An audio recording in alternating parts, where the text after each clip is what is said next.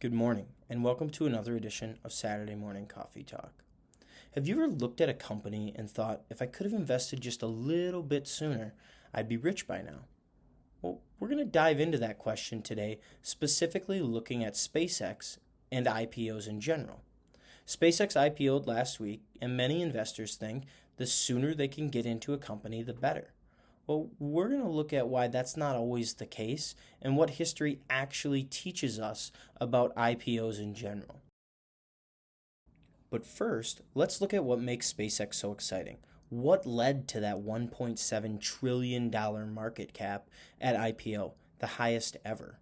Well, for one, it's online hype about the company. When you get people talking, prices go up, excitement rises. But that excitement sprouts from the fact that they're able to shoot rockets into space and reuse those same rockets reliably, like no company has ever done before. They also have Starlink, which is their satellites that they shoot into space to provide Wi-Fi across the globe. Now, Starlink will change the way that people stay connected while traveling anywhere in the world. But their biggest intangible is their innovation and vision. Their founder, Elon Musk, as opposed to thinking like most people do, a day, a month, a year in advance, he's thinking 20 years in advance, and ideas like that get people excited. He's trying to figure out how can he have a civilization on Mars in 20 years. But let's look at the IPO myth, that if I got into a company just a little bit sooner, I'd make a whole bunch more money, and I should get in as soon as possible.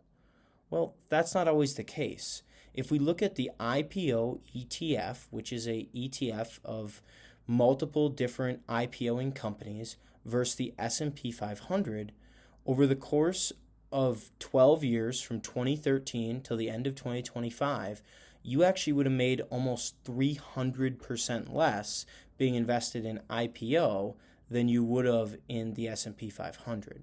And this is because a lot of IPOs fall flat on their face. So let's look at the typical IPO life cycle over the first year.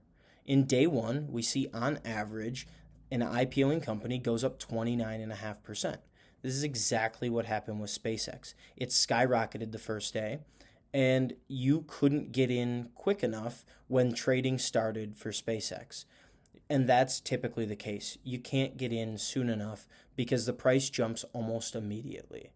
But then we see in month one, the price begins to stabilize. We see less of the early volatility as the stock finds its footing in the world of investments.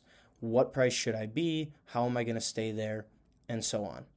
Now, months 3 to 5 are critical. This is where we see the first earnings report. This is where we can tell if the company is just hype or if they are something that's going to revolutionize the world or do well going forward. Now, month 6 is a tricky one. This is typically when early investors, people that got in before the IPO, are actually able to sell their shares. So we see a huge influx of shares being sold because these investors are happy with the return they've made and they get out at this time so they don't have to deal with future risk. Then when we look 12 months forward, the median return is actually negative 22.5% on an IPO. Now, obviously, this doesn't mean SpaceX is going to do negative 22.5% in year one, but it just puts it into perspective about what you can expect. To further put it into perspective, these are the 10 largest U.S. IPOs since 2006. Now, you can see here, 8 of 10 of them after 1 year were actually down significantly from their IPO price.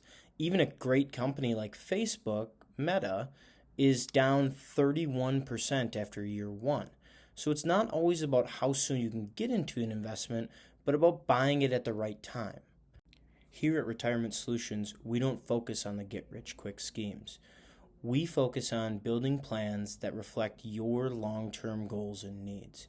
If you have questions or worries about your current plan, please don't hesitate to reach out. My information is on screen. I'll leave you with this. Just because there's a shiny new toy out there doesn't mean we should race right out there and buy it. Especially when it comes to investing, we'd rather invest based on fundamentals, not just the hype surrounding it. Have a great Saturday.